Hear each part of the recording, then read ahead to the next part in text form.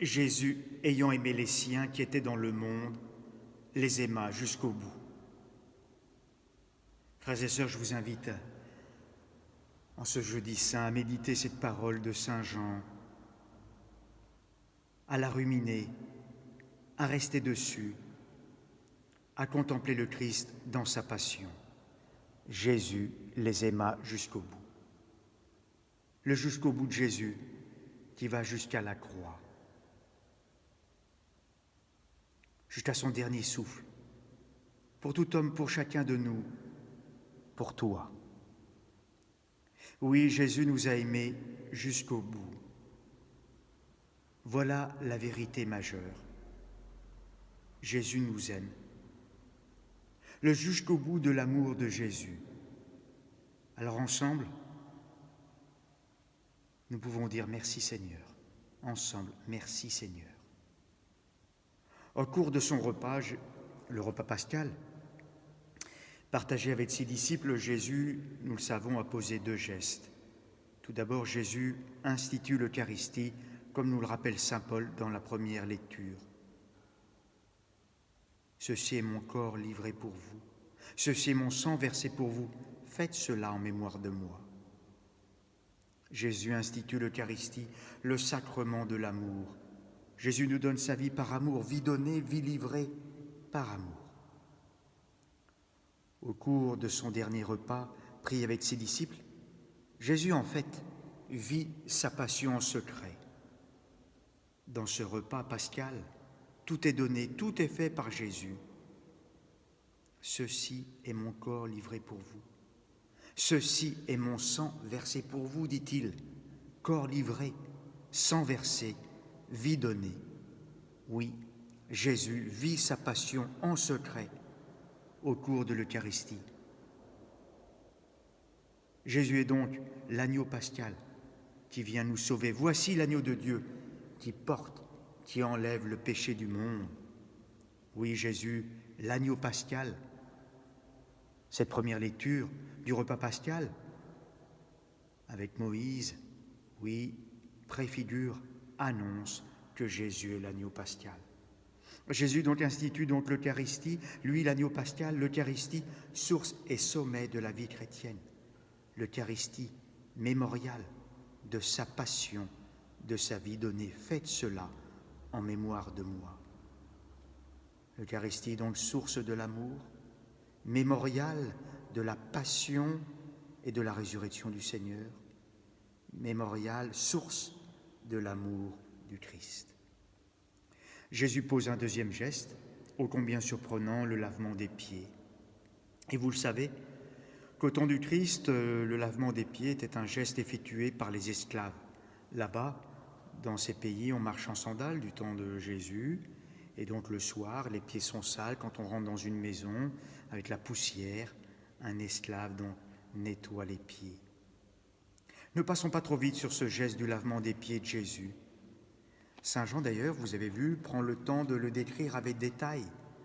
Jésus, sachant que le Père a tout remis entre ses mains, qu'il est sorti de Dieu, qu'il s'en va vers Dieu, Jésus se lève de table, dépose son vêtement et prend un linge qu'il se noue à la ceinture. Puis il verse de l'eau dans un bassin. Alors il se mit à laver les pieds des disciples et à les essuyer avec le linge qu'il avait à la ceinture. Jésus, aux pieds de ses disciples. Jésus regardant ses disciples de haut en bas, y compris Judas. Jésus lavant les pieds de ses disciples avec charité, avec amour, avec bienveillance, avec soin. Comment ne pas penser ici aux soignants qui prennent soin des malades, des mourants. Imaginons la rencontre de Jésus avec Judas. Jésus lavant les pieds de Judas. Dans ce geste du lavement des pieds, contemplons Jésus humble et serviteur. Jésus lave les pieds de ses disciples. Peut-être nous sommes comme Pierre d'ailleurs. Non, Seigneur, tu ne me laveras pas les pieds, tu ne me laveras pas les pieds. Non. Jésus serviteur. Jésus à nos pieds, prend soin de nous. Oui, laissons-nous laver les pieds par Jésus. cette attitude spirituelle à découvrir, à redécouvrir, à vivre. Jésus nous lave les pieds à chaque Eucharistie. On pourrait dire cela au début de chaque messe d'une certaine manière.